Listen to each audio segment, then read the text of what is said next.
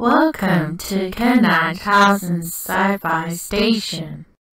So, I just watched Legend of the SeaDevils, which really, as far as I'm concerned, was sold on the fact that we haven't seen the SeaDevils for a while.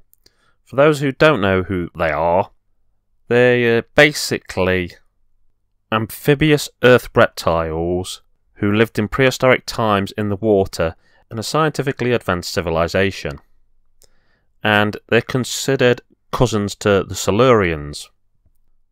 They first appeared in the third Doctor story in 1972, and they haven't actually been seen properly since 1984. So this is quite a big deal that they've come back. In fact, I think a lot of pieces were laid down for this to be a rather interesting episode.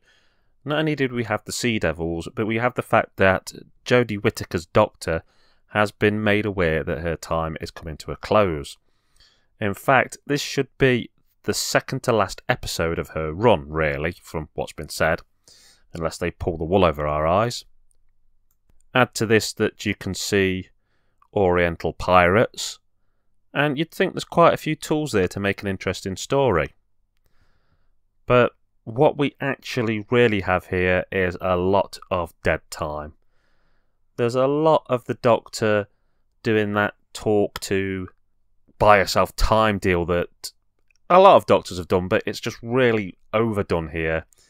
Lots of being led around the ship, going, oh, if you just show me this, then I'll tell you something. Oh, and then show me this and show me that. And I'm surprised that the SeaDevil commander didn't cut her head off, because I think I was bored enough that the idea was very much on my mind.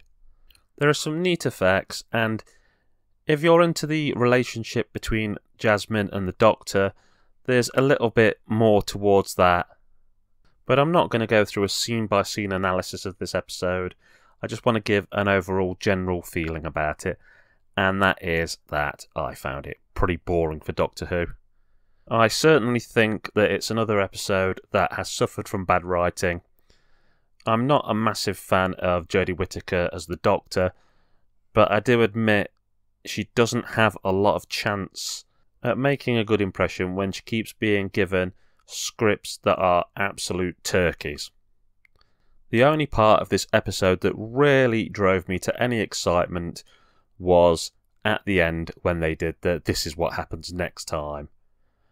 And there was something in that that made me absolutely jump for joy, but I don't want to spoil that. Go watch it yourself, and if you're a classic Who fan, I think you might just be as excited as me. Anyway, it's K9000 signing off, saying take care of yourselves and keep on watching that sci-fi.